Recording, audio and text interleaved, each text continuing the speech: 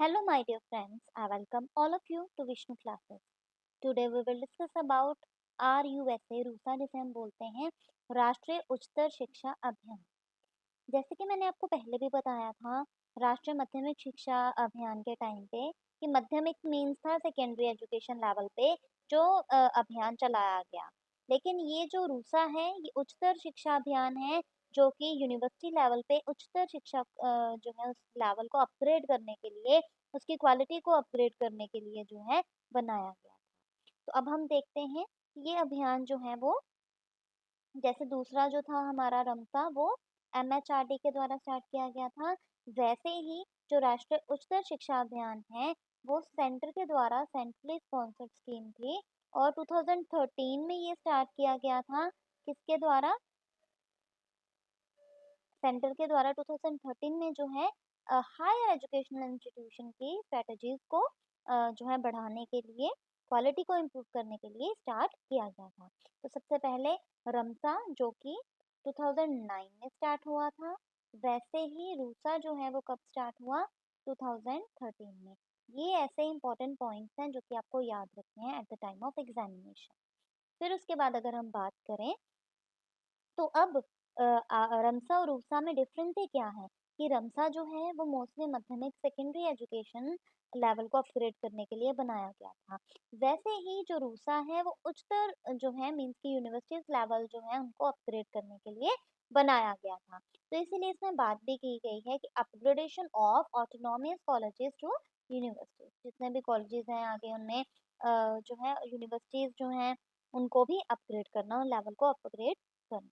फिर उसके बाद जो है conversion of colleges two cluster universities, जितने भी कॉलेजेस हैं उनको एक यूनिवर्सिटीज के अंडर करना, जैसे हम कहते हैं ना कि ये पीयू के अंडर है, ये जीएनडीयू के अंडर है ना। तो उसी तरीके से एक यूनिवर्सिटीज बनाना और उन कॉलेज को जो है उसके अंडर करना, कन्वर्ट करना।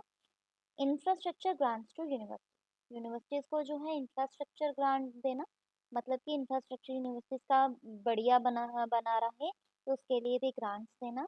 नए मॉडल के कॉलेजेस को जो है बनाना, ये भी रूसा का एक मेन एम था, क्योंकि न्यू मॉडल होगा वैसे बच्चा वहाँ से जाके उसने सीखना है, उसको लेबोरेटरीज भी चाहिए, लाइब्रेरी भी चाहिए, टाइम के अकॉर्डिंगली जो कुछ भी चीज़ें हैं, तो उसके लिए न्यू मॉडल भी बनाना, इंफ्रास्ट्रक्चर भी प्रोवाइड करना और जो है यूनिवर्सिटीज़ को अपग्रेड करना। नए-नए कॉलेजेस बनाना ताकि प्रोफेशनल लेवल पे जो है अपग्रेडेशन हो सके, किसकी? एजुकेशन की क्वालिटी की। प्रोफेशनल लेवल के लिए कुछ प्रोफेशनल कॉलेज भी ओपन करना। इसमें जो है प्रोफेशनल का मतलब ये नहीं है कि जैसे कोई भी कॉलेज ओपन कर दिया, इसमें प्रोफेशनल कॉलेजेस जैसे कि हम बीटेक के लिए कुछ कॉलेजेस होते हैं ना, लॉ के कुछ कॉलेजेस होते हैं, स्पेशल एक प्रोफेशन को अपग्रेड करने के लिए जो कॉलेजेस बनाए जाते हैं, उन कॉलेजेस को बनाना मीन्स कि वोकेशन प्रोवाइड करने के लिए जो वोकेशनल कोर्सेज होते हैं, जैसे बीएड है उसके लिए जो है एजुकेशन कॉलेजेस हैं, बीटेक के लिए या जो है उसके बाद लॉ है उसके लिए, वकीलों के लिए। तो उसी तरीके से प्रोफेशनल कॉलेजेस भी बनाना ताकि बच्चे जो हैं कुछ सीख सकें और जो हमारी यूनिवर्सिटी एजुकेशन है वो बढ़ सके आगे। तो उच्चतर एजुकेशन जो है इसमें बढ़ाने के लिए रूसा को जो है मेन एम इसका था, बनाया गया।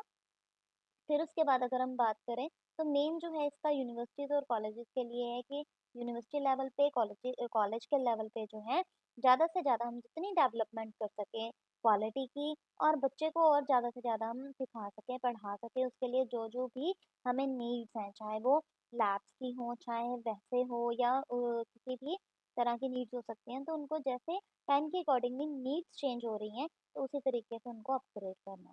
क्योंकि पहले जो है कुछ और लेवल चलता था, धीरे-धीरे जो है टेक्नोलॉजी बढ़ रही है, साइंस बढ़ रही है, रिसर्च बढ़ रही है, तो उसकी वजह से जो है बच्चों को भी डिफरेंट डिफरेंट थिंग्स की ज़रूरत होती है।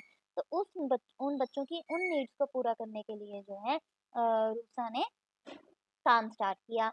वहाँ पे ग्रांट्स देनी स्टार्ट करी इंफ्रास्ट्रक्चर के लिए भी, बच्चों के लिए भी, नए मॉडल ताकि बन सकें, नए कॉलेज ज़्यादा से ज़्यादा कॉलेज बन सकें और जितने ज़्यादा कॉलेज बनेंगे, उतने ज़्यादा से ज़्यादा बच्चे जो हैं वो पढ़ सकें। क्योंकि कई बार जो है दूर होता है कॉलेज उसकी वजह से या पास कॉलेज ना होने की वजह से कई बच्चे जो हैं वो नहीं पढ़ पाते।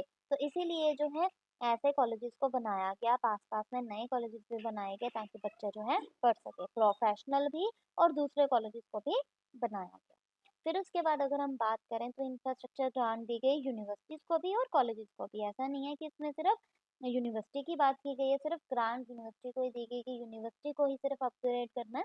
इसमें जो है कॉलेजेस को भी ग्रांट दी गई ताकि कॉलेजेस जो हैं उनकी भी डेवलपमेंट टाइम टू टाइम हो सके।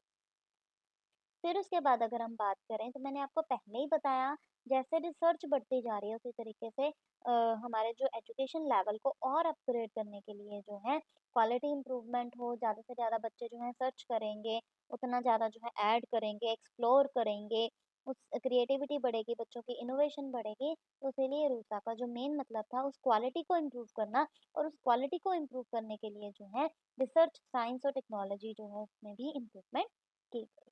फिर उसके बाद एक होता है इक्वालिटी, आपने वर्ड सुना होगा इक्वालिटी, एक होता है इक्विटी। तो ये बहुत इंपॉर्टेंट है, आपको आगे भी काम आएंगे।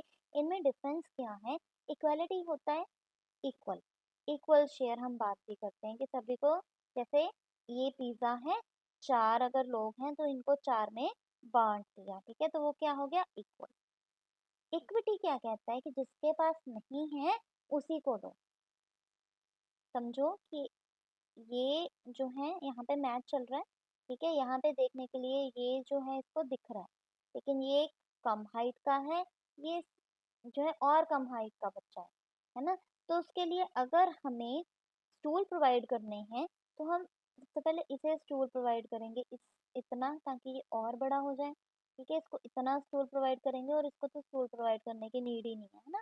तो उसी तरीके से इनको इक्वल करने के लिए जो है हम जो करेंगे, फॉर एग्ज़ाम्पल हम ले सकते हैं कि जैसे हम कह सकते हैं किसी बच्चे के पास पढ़ने के लिए पैसे नहीं थे, है ना? तो हमने जो उसकी फीस पे कर दी।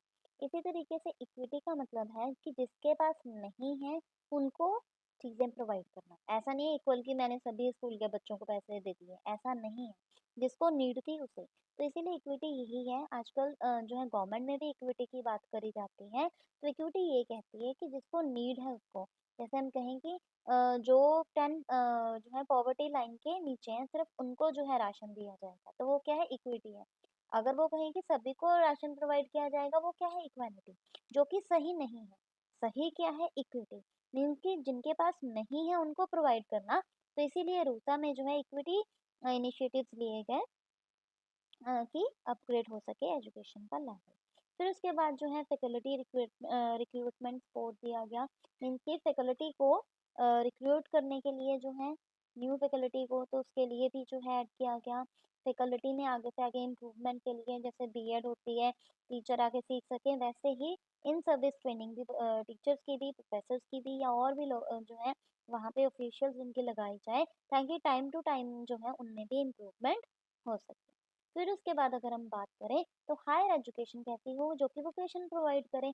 वो तो मोस्टली बच्चे जो हैं क्यों पढ़ते हैं? ताकि आगे जाके उनको किसी भी जो है आगे वोकेशन मिल सके, जॉब मिल सके, है ना? तो इसीलिए इसमें जो है वोकेशनलाइजेशन की बात की गई है कि हायर एजुकेशन में जो है बच्चों को जॉब मिल सके। फिर उसके बाद है कैपेसिटी बिल्डिंग। जैसे हमने बात करी कि इंफ्रास्ट्रक्चर ऐसा होना चाहिए, ग्रांट्स मिलनी चाहिए, तो वो भी क्या है कि अगर हमने कॉलेज बनाया है, अगर हमने यूनिवर्सिटी बनाई है, तो उसमें इतनी कैपेसिटी तो होनी चाहिए। अगर एक रूम है तो उसमें कम से कम 40 स्टूडेंट्स जो है वो बैठ सकें, ठीक है? वेल वेंटिलेटेड रूम होना चाहिए।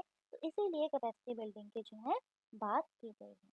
आज हमने रूसा के बारे में जाना है, मीन्स की राष्ट्रीय उच्चतर शिक्षा अभियान। So hope you like this. Please like, subscribe and share this channel for more and more videos. Thank you.